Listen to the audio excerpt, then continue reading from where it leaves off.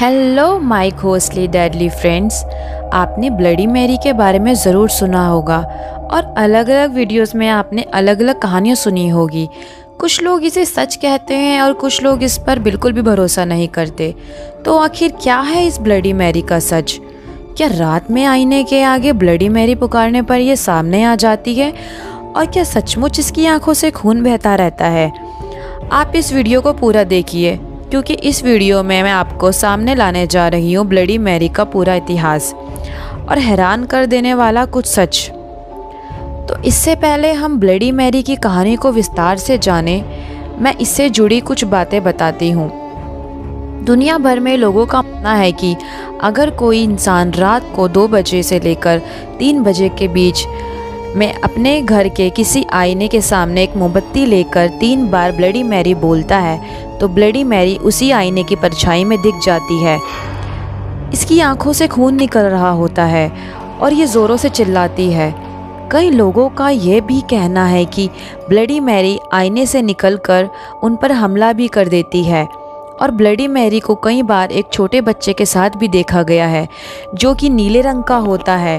लोग इसे बच्चे को ब्लू बेबी के नाम से भी जानते हैं। अगर आप ब्लडी मैरी को आई स्टोल योर बेबी अर्थात मैंने तुम्हारे बच्चे को चुराया है बोलेंगे तो ये आप पर हमला करेगी। और लोगों का मानना है कि कई बार ऐसा करने से ब्लडी मैरी ने लोगों की जान तक ले ली है। ये बुलाने वाले लोगों को सपने में आकर तब तक परेशान करती है जब तक कि वो इंसान अपना मानसिक संतुलन ना खो बैठे। तो फ्रेंड्स, ये सब बातें तो हम सबको मालूम है, पर दोस्तों एक सवाल यहाँ खड़ा होता है कि क्या ये सब सच है? इस सवाल का जवाब जानने के लिए मैं आपको 16वीं शताब्दी में ले चलती हूँ, जहाँ इतिहास के पन्नों में ब्लडी मैरी की ज़िंदगी से जुड़े कुछ सच पता चलेंगे।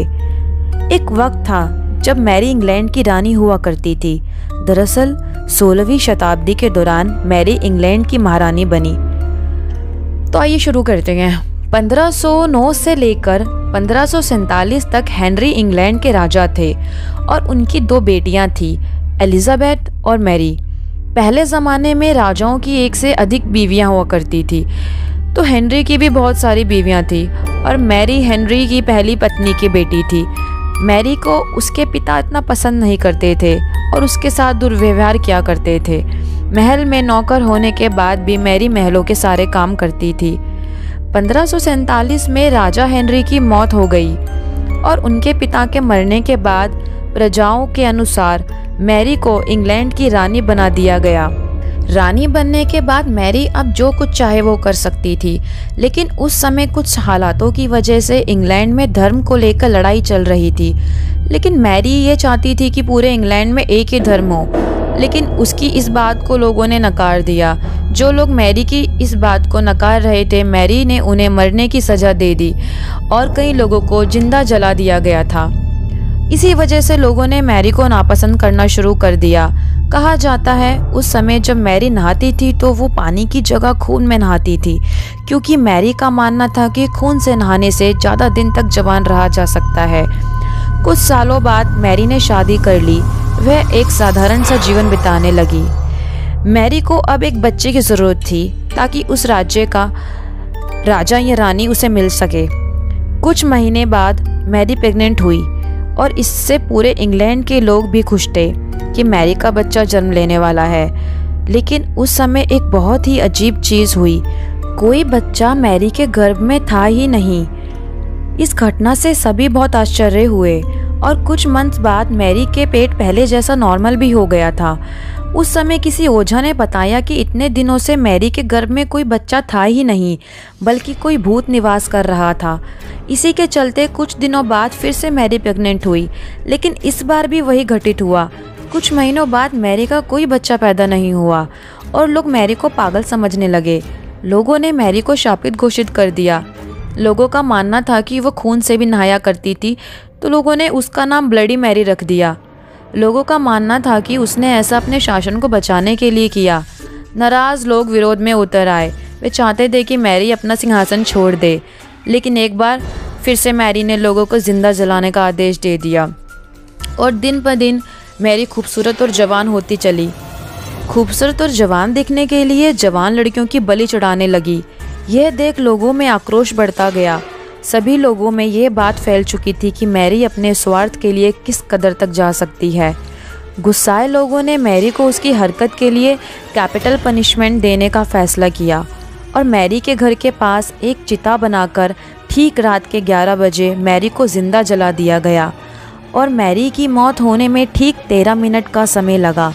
जब मैरी को जिंदा जलाने के लिए ले जाया जा रहा था तो मैरी सभी गांव वालों से चीखकर एक ही प्रार्थना कर रही थी कि सिर्फ एक बार मुझे उस खूबसूरत चेहरे आईने में देखने दिया जाए। मैं अपना चेहरा उस आईने में देखना चाहती हूँ। लेकिन लोगों ने उसकी एक ना सुनी। मैरी ने अपना अंत नज़दीक देखकर लोगों को श्राप देते हुए ये कहा, तुम लोगों ने मुझे मेरे प्यारे आईने से दूर कर दिया, मैं इसका बदला लेने ज़रूर वापस आऊँगी। मैरी की मौत के बाद उसकी बहन एलिज़ाबेथ इंग्लैंड की रानी बनी। कहा जाता है आज भी मैरी की आत्मा भटक रही है। मैरी की मौत के कुछ दिन बाद गांव में खेल रहे कुछ बच्चों के पास एक खूबसूरत सी दिखने वाली औरत आई और उसने उन बच्चों से कहा कि क्या तुम मेरे साथ एक खेल खेलोगे। उस औरत ने एक बच्चे के हाथ में एक आईना पकड़ाया और कहा, आईने में देखकर 3 बार ब्लडी मैरी बोलो। उस बच्चे ने ठीक वैसा ही किया और अचानक वो बच्चा किसी बूढ़े इंसान जैसा दिखने लगा और शाम होते ही होते उस बच्चे की मौत हो गई। तभी से ये अवधारणा पूरे इंग्लैंड में प्रचलित हो गई कि ब्लडी मैरी का खेल खेलने वाले लोगों के साथ कुछ ना कुछ बुरा घटित होगा और ये अवधारणा आज तक कायम है। हज़ारों लोग हैं जो दावा करते हैं कि ब्लडी मैरी का गेम खेलने पर उन लोगों के साथ कुछ पैरानॉर्मल होता है, लेकिन ब्लडी मैरी के शिकार होने वाले का सिलसिला आज भी नहीं रुका है। आज भी बहुत से लोग हैं जो ब्लडी मैरी का खेल खेलते हैं, लेकिन मैं आप लोगों को यही सजेस्ट करूंगी कि ये गेम रात को ना खेलने की कोशिश करें। अगर आपने कुछ ब्लडी मैरी गेम का एक्सपीरियंस किया है तो हमें कमेंट सेक्शन में ज़रूर बताएं। वीडियो अच्छी लगी हो तो लाइक कर दें और चैनल सब्सक्राइब कर दें मोर अपडेट्स के लिए।